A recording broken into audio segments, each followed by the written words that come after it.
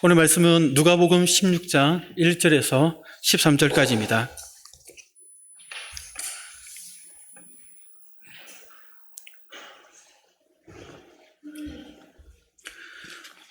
누가복음 16장 1절에서 13절까지입니다.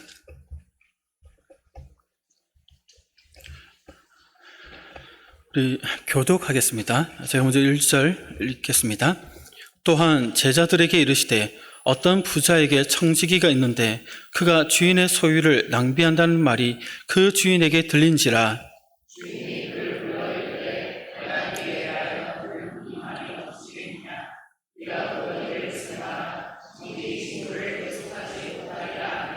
청지기가 속으로 이르되 주인이 내 직분을 빼앗으니 내가 무엇을 할까?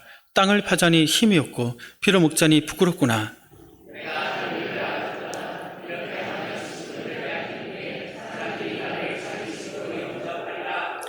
주인에게 빚진 자를 일일이 불러다가 먼저 온 자에게 이르되 내가 내 주인에게 얼마나 빚졌느냐?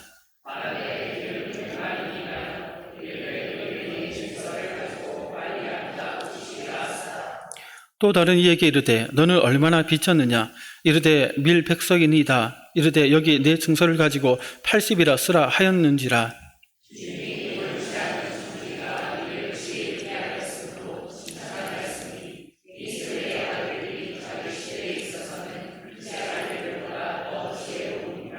내가 너희에게 말하노니 불의의 재물로 친구를 사기라. 그리하면 그 재물이 없어질 때에 그들이 너희를 영주할 처소로 영접하리라.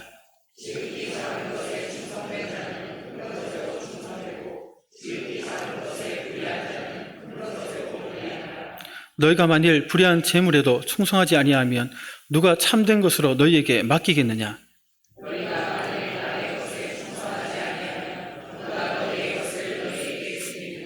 같이 읽겠습니다. 집 하인이 두 주인을 섬길 수 없나니 혹 이를 미워하고 저를 사랑하거나 혹 이를 중히 여기고 저를 경히 여길 것임이니라. 너희는 하나님과 재물을 겸하여 섬 수 없느니라. 아멘. 오늘은 불의한 청지기의 비유라는 제목으로 함께할 말씀을 살펴보겠습니다. 네, 반갑습니다. 저는 초등부와 믿음교구를 섬기고 있는 한상훈 목사입니다. 담임 목사님께서 어제까지 경남도에 수양회를 다녀오신 관계로 제가 대신하여 설교를 맡게 되었습니다. 오늘 본문은 제목처럼 불의한 청지기의 비유입니다.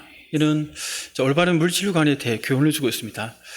이 비유는 제자들에게 직접 주신 것이지만 동시에 그 자리에 바리새인들이 듣고 있는 상황이기 때문에 또 그들에게도 준 말씀이기도 합니다. 그러니까 당시에 바리새인들의 어떤 잘못된 물질관을 간접적으로 책망하시면서 받은 물질관이 무엇인지를 우리에게 말씀하고 있습니다. 특별히 오늘 비유성에는 예수님께서 충성의 원리를 함께 물질과 함께 가르쳐 주시면서 그 작은 일에 충성된 자가 큰 일에도 충성할 수 있다라고 연결을 시키고 있습니다. 그리고 곧이어 그 작은 일이란 재물의 사용으로 연결시키고 있습니다. 재물을 하나님의 뜻대로 사용할 줄 아는 자만이 다른 일에도 충성할 수 있다는 것이죠. 결국 예수님은 이 비유를 통해 재물에 대한 자세, 즉 어떻게 그 물질을 가지고 어떤 잣대로 사용하느냐에 따라서 그가 가진 올바른 믿음이 무엇이냐를 우리에게 교훈하고 있다는 겁니다. 이러한 비유에 대한 기본적 이해를 가지고 그렇다면 그리스도인들은 재물을 어떻게 사용해야 될 것인가를 오늘 본문에서 얘기하고 있습니다. 예수님은 먼저 재물은 하나님께서 잠시 맡겨주신 것이기 때문에 하나님의 나라를 위해 영적인 친구를 사귀는 일에 사용해라라고 교훈하고 있습니다.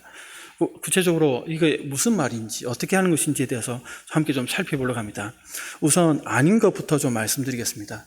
아닌 것은 불의한 청지기에 그가 가진 부정직한 방법을 본받으라라고 하는 것은 아닙니다. 오늘 비유는 세상적인 방식, 불의한 방식을 옹호하지 않습니다. 반대하는 것이죠. 그래서 1절을 보시면 1절을 같이 한번 읽어보겠습니다. 1절입니다. 시작. 또한 제자들에게 이르시되 어떤 부자에게 청지기가 있는데 그가 주인의 소유를 낭비한다는 말이 그 주인에게 들린지라. 아멘. 어떤 부자가 이렇게 있었습니다. 그 부자는 넓은 땅을 이렇게 소유하고 있었습니다. 그래서 재산 관리인인 청지기를 두어 자신의 재산을 이렇게 관리하게 했습니다. 원의 의미를 보면 있었다라는 이 표현은 그 청지기가 오랫동안 이 부잣집에서 일해왔음을 이렇게 말해주고 있습니다. 그리고 청지기란 말은 말 그대로 관리하다, 경영하다라는 의미가 담겨 있는데 집을 이렇게 관리하는 사람을 말하죠. 구약에 보면 보디발의 집에 그 집안의 소유를 관리했던 요셉이 나오지 않습니까? 종으로 팔려갔을 때 보디발 집에서 종노릇 할 때 그가 했던 역할이 이 청지기와 같은 일이다라고 생각하시면 됩니다. 이들은 태생적으로 자유인이거나 혹은 해방된 노예로서 주인의 농장이나 토지의 관리 혹은 수익과 지출, 이런 재정적인 전반을 감독하였습니다. 특히 오늘 본문에 나오는 청지기는 문맥상 재정관리자였음을 우리가 보게 됩니다. 이런 청지기에게 가장 중요한 덕목은 무엇일까요? 바로 주인과 맺은 계약 관계에서 성실함과 정직함이었습니다. 그런데 이 청지기는 이 모든 것을 내팽개치고 부정함을 행하였습니다. 주인의 소유를 낭비했다라는 소문이 날 정도로 막 쓴 것이죠. 자기를 위해서. 여기서 낭비하다라는 단어는 앞서 15장에 나오는 탕자의 비유에서 그 둘째 아들이 탕자지 않습니까? 그가 아버지의 재산을 가지고 타국으로 가서 흥청망청 사용했다. 요 흥청망청 사용했다. 요 말이 낭비했다라는 단어와 같은 단어입니다. 그러니까 소문이 날 정도로 과거로부터 지금까지 오랫동안 주인의 재산을 자신을 위해서 그 탕자처럼 흥청망청 사용했고, 그러니까 주인의 입장에서 보면 그가 허비한 것이 된 겁니다. 이 청지기는 자신의 직책을 이렇게 소홀히 해온 자였습니다. 여기 보시면 왜 청지기에게 불의한, 옳지 않은 이란 수식어가 붙는지 우리가 이렇게 발견하게 됩니다. 말 그대로 이 청지기는 불의했고 정직하지 못했고 신실하지 못했습니다. 그 소문이 주인의 귀에 들어갑니다. 주인이 직접 본 것이 아니라 누군가가 주인에게 고발을 한 것이죠. 주인은 가만히 있을 수 없었습니다.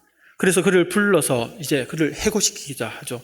해고시키려면 인수인계를 해야 되니까 너 하던 일을 정리해라 이렇게 얘기합니다. 그래서 2절에 보면 이렇게 얘기하죠. 함께 읽겠습니다. 주인이 그를 불러 이르되 내가 내게 대하여 내가 보던 일을 셈하라. 청지기 직무를 계속하지 못하리라 하니, 주인은 믿는 도끼에 발등시켰던 그런 마음을 보입니다. 어떤 이유나 상황을 알고자 물어보지 않고 네가 어찌하여 나에게 그럴 수 있느냐, 실망의 그 마음을 표현하면서 바로 해고시켜버립니다. 오랫동안 믿고 맡겼는데 그 신뢰에 깨뜨린 그 종에 대한 실망감이 얼마나 크겠습니까? 그래서 변명의 기회도 주지 않고 네가 보던 일을 셈하라. 청지기 직무를 계속하지 못하리라 합니다. 여기 청지기에게 하던 일을 중단하고 지금까지 장부를 정리하고 넘겨라 합니다.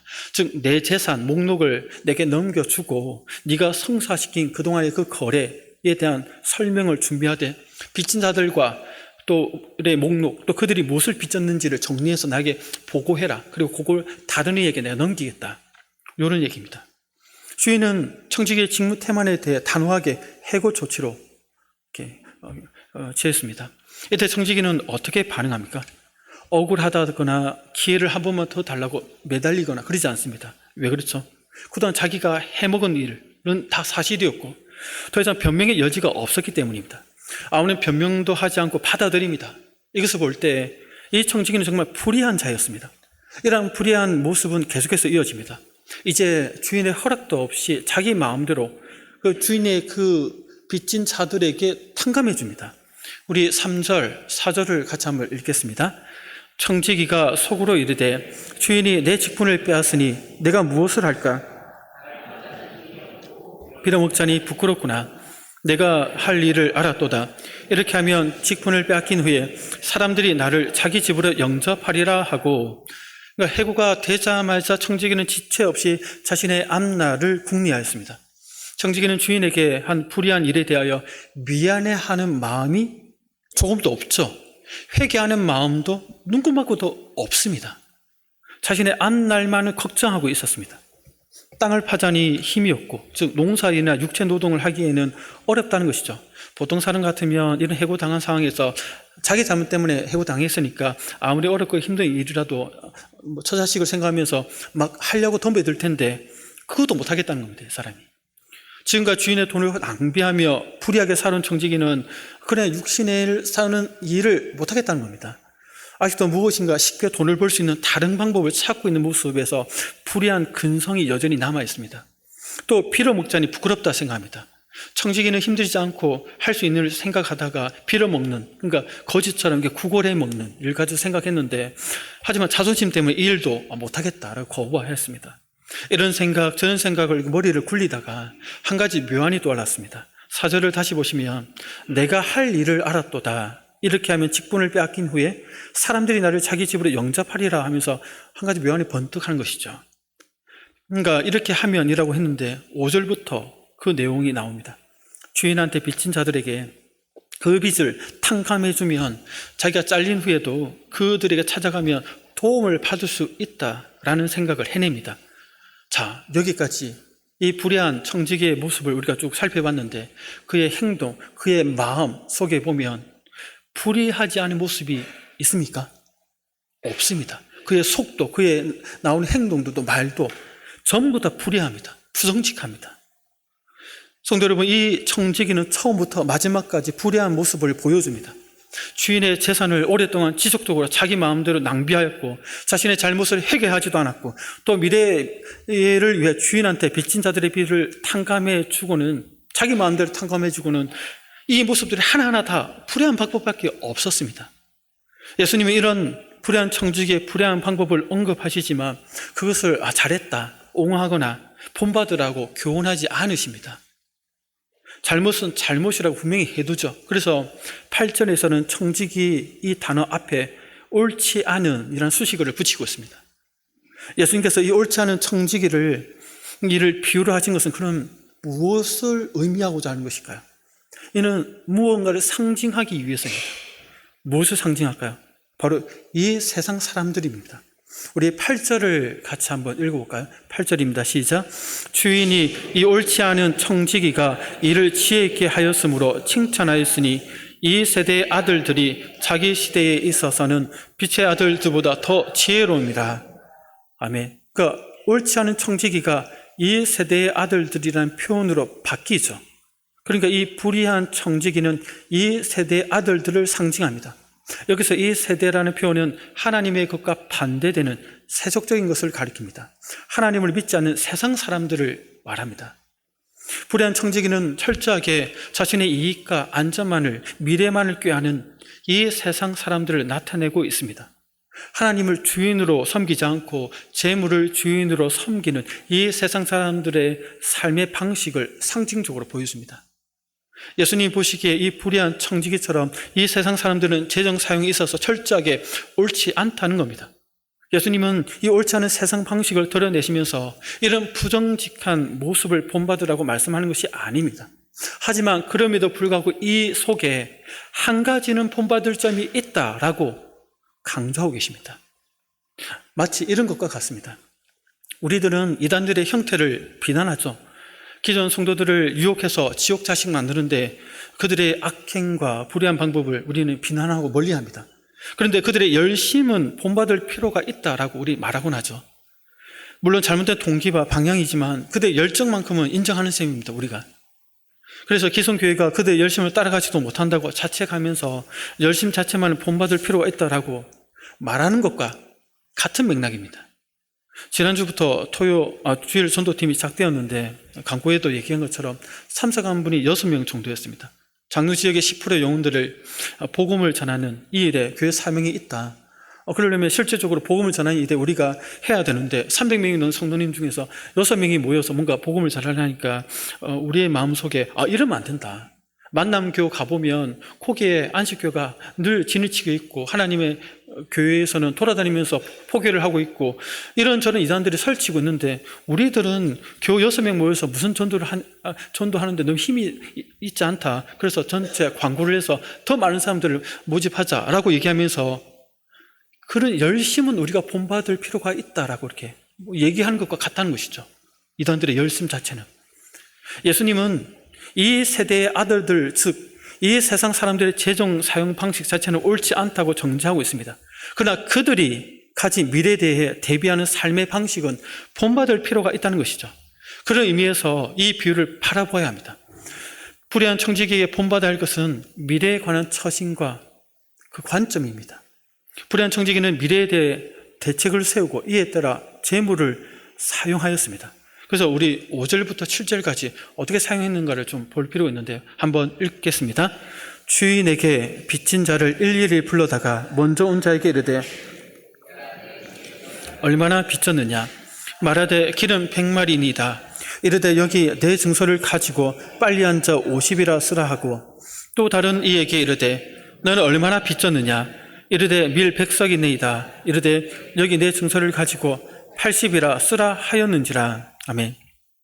그러니까 옳지 않은 청지기는 주인에게 재정적 손해를 입힌 것에 계속해서 더 큰 재정적 손해를 입히는 비열한 짓을 행합니다. 이런 부정직한 방법은 멀리 해야 하지만 해고된 이후 자신을 돌봐줄 사람을 얻기 위하여 자기 자신의 미래를 안전하게 준비한다는 측면에서 볼 때 매우 지혜로운 행위였다라고 칭찬하고 있는 겁니다. 청지기는 주인에게 빚진 자를 그래서 일일이 불렀습니다. 6, 7절에서 기름 100말 빚진 자와 밀 100석 빚진 자만이 나오지만 실제로는 그 밖에 더 많은 채무자의 빚도 탕감해 주었습니다. 여기 빚진 자는 주인에게 땅을 할당받아 일하고 있는 소작농들을 얘기를 하죠. 그 소작농을 지불하지 않은 사람이나 또 어떤 상업상 목적으로 돈을 빌리거나 어떤 것들을 빌린 자들, 그래서 빚진 자들을 가리킵니다. 대표적으로 6절에 나오는 기름 100마를 빚진 자에게는 50으로 탕감해 주었습니다. 여기서 그 단위, 말이라는 단위는 약 23리터 정도의 양인데 100말은 2300리터의 양이었습니다. 당시 그 팔레스타인의 주요 생산물 중에 하나로 감람유 혹은 올리브유라고 불리는 이 기름, 식용, 종교의식, 또 등장부를 밝히는데 일상생활에서 없으면 안 될 소중한 기름이었습니다. 그 기름 100말은 감람나무 90구리에서 많게는 150구리에서 나오는 그 열매를 짠 기름의 양이었습니다. 돈으로 환산하면 1000데나리온 정도였습니다. 한 데나리온이 하루 노동자의 품삯이니까 오늘날로 환산해서 작게 잡으면 하루 일당 10만 원으로 잡아보면 이 가격은 1억이 넘는 돈이었습니다. 그 채무자가 주인에게 1억을 빚진 것이었죠. 그 사람에게 여기 내 증서를 가지고 빨리 앉아 50이라 쓰라 이렇게 하였습니다. 당시 계약은 소작인이 자신이 빚진 빚의 액수를 직접 기입하고 재정관리자인 이 청지기가 사인을 해주는 방식으로 이루어졌습니다. 주인이 없더라도 그렇게 했던 것이죠. 그 장부를 보고 주인은 이제 아는 것이죠. 청지기는 주인 몰래 빚진 자에게 절반을 탕감해 주면서 엄청난 선심을 쓰고 있었습니다. 당시 감람유를 빌려갔을 경우 이자율이 100%였기 때문에 아마 본문의 100말은 50말의 원금과 50말의 이자가 합쳐진 포함된 양이었을 것입니다. 그 가운데 이자에 해당하는 50말을 탕감해 준 것으로 보입니다. 오늘날 치면 5천만 원 이상의 이자를 탕감해 준 거죠. 청지기는 채무자의 빚을 절반으로 탕감해 주면서 주인에게 빚진 사람들을 자신에게 빚을 진 사람으로 만들어내고 있습니다. 7절에도 같은 방식입니다. 밀 100석인데 80이라 쓰가 한 것은 여기서 석이란 단위는 약 360리터인데 돈으로 환산할 때 밀 100석은 2,500데나리온입니다. 여기서 20%를 탕감해 줍니다. 당시 밀을 빌릴 경우 이자율이 25% 정도였다고 합니다. 그러니까 이 경우도 결국 이자를 탕감해 준 것이죠. 그런데 놀라운 사실은 방금 8절에서 확인했듯이 주인은 이 청지기의 행위를 지혜롭다라고 칭찬하였습니다. 어떤 점 지혜롭다고 칭찬하는가를 보려면 9절에 예수님의 설명을 보면 됩니다. 우리 9절을 함께 읽겠습니다. 내가 너희에게 말하노니 불의의 재물로 친구를 사기라. 그리하면 그 재물이 없어질 때에 영접하리라. 불의의 재물로 친구를 사귀는 모습을 칭찬하였습니다. 왜요? 미래를 예비했기 때문입니다. 이것이 이 비유에서 예수님께서 강조하신 다 불의하기 때문에 본받을 거 없지만 미래를 예비하는 그 모습을 본받으라. 그것을 칭찬하고 계십니다. 이게 핵심 메시지입니다. 이 비유에. 여기서 재물에 불의의라고 수식어를 붙인 것은 이 청지기가 주인을 속여 자신의 이익을 챙기려 했던 행위를 빗대어 말한 겁니다. 그러나 좀 더 여기서 말하는 재물에 불의라고 붙인 것은 마태복음 6장 20절을 보면 그것은 무엇을 의미하는지를 알 수 있습니다. 같이 한번 읽겠습니다. 오직 너희를 위하여 보물을 하늘에 쌓아두라. 거기는 조미나 독록이 해하지 못하며 도둑이 구멍을 뚫지도 못하고 도둑질도 못하느니라. 아멘. 여기 마태복음 6장 20절에 보면 하늘의 천국의 보물이라 합니다. 보물인데 천국에 쌓을 수 있는 보물이 있습니다. 이것과 반대되는 개념이 불의의 재물입니다. 즉 하늘, 즉 천국에 쌓을 수 있는 보물과 반대되는 개념입니다. 이 재물은, 이 불의의 재물은 이 세상 속에서만 사용 가능한 그 한계를 가졌기에 불의의 재물이다라고 말할 수 있습니다. 불의의 재물이란 그렇기 때문에 가치 중립적인 이 땅의 세속적인 재물을 말합니다. 여기서 중요한 원리가 나옵니다. 이 세상에 속한 재물, 여기서만 사용할 수 있는 불의의 재물을 어떻게 사용하느냐에 따라서 천국의 산, 영주할 처소, 영원히 거할 천막, 천국을 상징하는 그곳의 삶도 영향을 끼칠 수 있다라고 말합니다. 영원하지 않은 이 불의한 물질이 영원한 천국의 삶에 영향을 끼친다는 거죠. 이런 원리를 알고 다시 보면 불의의 재물로 친구로 사귀라. 그리하면 그 재물이 없어질 때에 그들이 너희를 영주할 처소로 영접하리라라는 예수님의 설명이 좀 더 쉽게 이해됩니다. 여기서 사귀어야 할 친구는 그러면 무엇인가? 어떤 자들을 사귀면 이 땅의 불의한 재물을 사용했을 때 천국까지 이어지게 되는가? 그럼 그 우리가 사용해야 될 불의의 재물을 사용할 그 대상인 친구는 누구일까라고 봤을 때 본문에서는 직접적으로 이 비유에서 친구가 누구인지를 해석하지는 않습니다. 그러나 앞뒤 문맥으로 봤을 때 이 비유가 끝나자마자 바리새인들은 이 비유를 듣고 돈을 사랑하기에 비웃더라 이렇게 얘기합니다. 그리고 이 바리새인들에 대한 교훈이 있기 때문에 바리새인들은 하나님 예수님께서 화를 선언하시면서 과부의 재산을 삼킨다, 돈을 사랑한다, 가난하고 힘들고 어려운 자들을 물질로 섬기지 않고 오히려 탐하는 빼앗는 자들로 대해서 책망하시는 부분이 있기 때문에 이 전체 흐름을 봤을 때 여기서 친구들은 가난한 자들 또는 가난한 동료 그리스도인들에 대한 구제 또는 구원이 필요한 불신자들이라고 볼 수 있다는 겁니다. 세상의 재물을 남을 구제하는 일에 쓰라는 것이죠. 세상 물질을 영혼 구원하는 일에 쓰라는 겁니다. 하나님의 영광의 통로로 이 물질이 흘러가도록 그 일에 집중해라는 겁니다. 예수님은 불의의 재물로 도움을 받은 자들이 결국 우리를 영접하게 될 텐데 그 범위를 이 세상에서 천국의 삶까지 확장시키고 계십니다. 영주할 처소를 영원히 거할 천국으로 그런 의미로서 우리 가운데 말씀하시면서 확장시키고 계신 것이죠. 재물로 친구를 사귀는 행위는 이 세상에서 행하는 것이지만 그것이 이 세상에서 끝나는 것이 아니라 천국의 삶으로까지 이어진다라고 우리에게 강조하십니다. 물론 이 세상에서 불의한 재물로 친구를 사귀면 즉 재물을 남을 위해서는 성한 행위를 해야만 천국에 간다는 식으로 오해하시면 안 됩니다. 구원은 오직 예수 그리스도를 믿음으로 은혜 가운데 우리에게 주어지시는 것이죠. 우리의 행위로 받는 것이 아닙니다. 그럼에도 불구하고 이 비유에서 말씀하고자 핵심은 불의의 재물로 친구를 돕는 이런 행위가 결국 천국에서도 칭찬을 받게 되고 환대를 받게 된다라고 우리에게 강조하고 있습니다. 불의한 청지기가 재물을 사용하여 해고된 후에 자기를 도운 친구를 얻었듯이 그리스도인들도 하나님의 청지기로서 하나님께 주신 이 땅에서만 쓸 수 있는 재물로 그러한 대상들을 향해 물질을 사용할 때 그러한 일들이 일어난다라고 교훈하고 있습니다. 성도 여러분, 이 말씀을 보면서 주님께서는 우리에게 무엇을 도전을 주시고 계십니까? 그렇다면 오늘날 성도 여러분들은 어떻습니까? 이 세상의 재물을 어떻게 사용하고 계십니까? 8절에서 말하듯이 이 세대의 아들들이 자기 시대에 있어서는 빛의 아들들보다 더 지혜롭다라고 이렇게 얘기하는 것을 보면 다시 말해 빛의 아들들인 그리스도인들이 이 세상 사람들보다 지혜롭지 못하다라고 예수님이 지적하고 계십니다. 세상의 악한 사람들도 자신의 유익과 앞날을 위해 재물들을 사용하는데 하물며 빛의 자녀들은, 그리스도인들은 그 물질을 가지고 무엇을 위해 사용하느냐라고 우리에게 예수님께서 질문을 던지고 계십니다. 예수님의 이 지적과 질문에 우리는 지혜로운 자에 속하십니까? 어리석은 자에 속하십니까?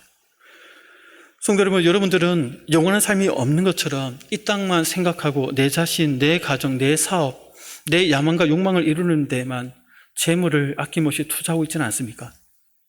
이런 데만 지혜롭지는 않습니까? 우리는 영원한 처소인 천국의 삶을 위해 준비해야 하지 않는 어리석은 모습으로 살아가고 있지는 않을까요? 우리는 이 땅의 삶은 나그네라고 말합니다. 그리고 우리의 본향은 저 천국에 있다라고 다들 믿음으로 고백합니다. 천국의 삶을 위해 이 땅의 나그네 삶을 지혜롭게 살아야 한다고 다들 고백합니다. 시간과 재물을 사용함에 있어서 청지기로서 천국에 예배하는 삶을 살아야 한다라고 누구나 이 말에 동의합니다. 그런데 실제 우리의 삶을 들어가 보면 정말 우리가 믿는 바대로, 고백하는 바대로 살아가고 있는가 할 때 의문이 들 때가 참 많습니다. 마치 영원한 천국이 없는 듯이 살아갈 때가 많죠. 이 땅의 삶이 영원할 것처럼 살아가려고 어떨 때는 세상 사람들보다 더 몸부림을 칩니다. 재물을 이 땅의 삶에 집중해서 사용하려고 어떻게 보면 더 그렇게 치지 못하는 모습들을 보입니다. 지금 재물을 사용하는 것이 이후에 갈 영원한 처소인 천국의 삶에 어떤 영향을 미치는지에 대해 생각하지도 않고 그냥 세상 사람보다 더 심하게 이 땅의 삶만 집착하고 있는지는 아는지 주님께서 우리에게 묻고 계십니다. 어떤 분들은 그렇게 얘기할 수 있습니다. 당장 먹고 살기도 빠듯한데 당장 남들처럼은 살아가야 하니까 천국의 영원한 삶에 대한 것은 나중에 여유 있을 때 그때 하면 되지 않나 생각하기도 합니다. 저도 나이가 들수록 이 물질에 대한 부분들이 참 쉬운 게 아니다라는 생각이 참 많이 듭니다. 20대 때 그리고 30대 때, 40대 이제 후반이고 자녀들이 커가고 또 부모님에 대한 또 생활비도 드려야 되고 자녀들의 교육에 대해서 책임도 되고 내 삶에 대한 아내와 삶에 대한 노예에 대한 대책도 해야 되고 그 다음에 이 땅에 받은 재물을 나와 가족과 또 부모님 좀 더 나가면 뭐 구제와 이런 것들도 쓰겠지만 빠듯하다는 것을 늘 느낍니다. 이런 얘기를 할 때도 목사님은 상관없겠죠. 목사님은 우리와 다른 삶이니까 생각하시겠지만 전혀 그렇지 않습니다. 여러분들이 살고 있는 물질에 대한 빠듯한 삶이 무엇인지 저도 어느 정도 경험하고 있습니다. 그럼에도 불구하고 성도 여러분, 하나님의 선물로 받은 재물을 하나님의 뜻을 따라 사람들을 구원하는 일에 사용하십시오. 가난한 자들 돕는 일에 쓰십시오. 경제적으로 어려운 그리스도인들을 보면 구제하는 일에 적극적으로 동참하십시오. 그래서 천국의 삶을 대비하십시오. 이것이 오늘 비유가 주는 핵심 메시지입니다. 그렇다면 재물을 이렇게 사용하려면 우리 중심에 중요한 기준을 잡아야 됩니다. 우리는 재물의 주인이 누구인지 분명히 해야 합니다. 재물은 내가 가졌다고 해서 내 것이라고 생각해서는 안 됩니다. 하나님께서 재물을 일시적으로 우리에게 위임하셨기 때문입니다. 재물은 순전히 다 하나님의 것입니다. 그래서 재물을 받은 우리는 하나님 앞에 충성해야 됩니다. 올바른 재물가는 하나님이 주신 것을 하나님을 위해 신실하게 쓰는 데 있습니다. 곧 충성됨과 관련이 있습니다. 그래서 예수님은 10절에서 이렇게 충성과 연결시킵니다. 우리 10절을 같이 한번 읽겠습니다. 지극히 작은 것에 불의한 자는 큰 것에도 불의하느니라. 아멘. 예수님 왜 재물에 관한 이야기에서 친구 사귀는 이야기로 이끄시다 갑자기 충성이라는 말씀을 하실까요? 이 모든 이야기는 결국 충성이라는 이 하나님과의 관계 속에서 우리가 보여야 될 이 믿음의 태도로 귀결된다는 겁니다. 성경적 재물가는 하나님께서 맡겨주신 재물을 하나님을 위해 충성되게 사용하기 것이기 때문에 그렇습니다. 주신 자도 여호와시요 취하신 자도 여호와시니 라는 욥의 고백에서 알 수 있듯이 또한 만물이 주에게서 나오고 주로 말미암고 주에게로 돌아감이라고 고백했던 바울의 고백에서 알 수 있듯이 이 세상의 모든 것은 다 주의 것입니다. 주께서 맡기신 것에서 우리 모든 것을 주를 위해 성실하게 사용해야 됩니다. 재물로 친구를 사귀는 것, 미래를 대비하는 것, 이 모든 것은 결국 하나님을 위해 충성해야 된다라는 이 충성의 개념에 다 귀결됩니다. 예수님은 이 세상의 재물 사용을 가리켜 작은 것에 그렇기 때문에 충성하는 것이다 라고 얘기합니다. 이 땅에 불의한 재물을 사용하는 것을 큰 일이라 하지 않고 작은 일에 충성하는 것이다 라고 말합니다. 그렇다면 큰 일은 무엇일까요? 하나님 나라의 일, 자기 자신보다 하나님을 위하는 영적인 더 큰 일을 하나님께서 예비하고 계신 것이죠. 그래서 이 땅에서 자기를 위하여 재물을 지혜롭게 사용하는 가장 작은 일조차 하지 못하는 자가 어떻게 하나님의 큰 일을 하나님께서 맡길 수 있고 또 그 하나님의 일을 맡아서 감당할 수 있겠느냐는 것입니다. 그래서 11, 12절에서는 지극히 작은 일, 이 땅의 불의한 재물을 지혜롭게 사용하는 일에도 하나님께 충성하지 못한다면 어떻게 더 큰 일을 맡길 수 있겠느냐라고 우리에게 도전적인 질문을 던지고 계십니다. 그러면서 예수님은 결론적으로 하나님께만 충성해야 올바른 재물을 관을 가지고 사용할 수 있음을 강조합니다. 우리 13절을 같이 한번 읽겠습니다. 집 하인이 두 주인을 섬길 수 없나니 저를 사랑하거나 호기를 중히 여기고 저를 경히 여길 것임이니라. 너희는 하나님과 재물을 겸하여 섬길 수 없느니라. 아멘. 충성해야 할 주인이 두 사람이 되면 어떻게 될까요?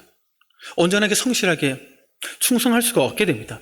호기를 미워하고 저를 사랑하거나 호기를 중히 여기고 저를 경히 여길 수밖에 없습니다. 한 주인에게 충성한다면 상대적으로 다른 사람에게는 덜 충성하게 됩니다. 이게 사람의 마음입니다. 그렇기 때문에 예수님은 너희가 하나님과 재물을 겸하여 섬길 수 없다라고 분명하게 그 원리를 알려주면서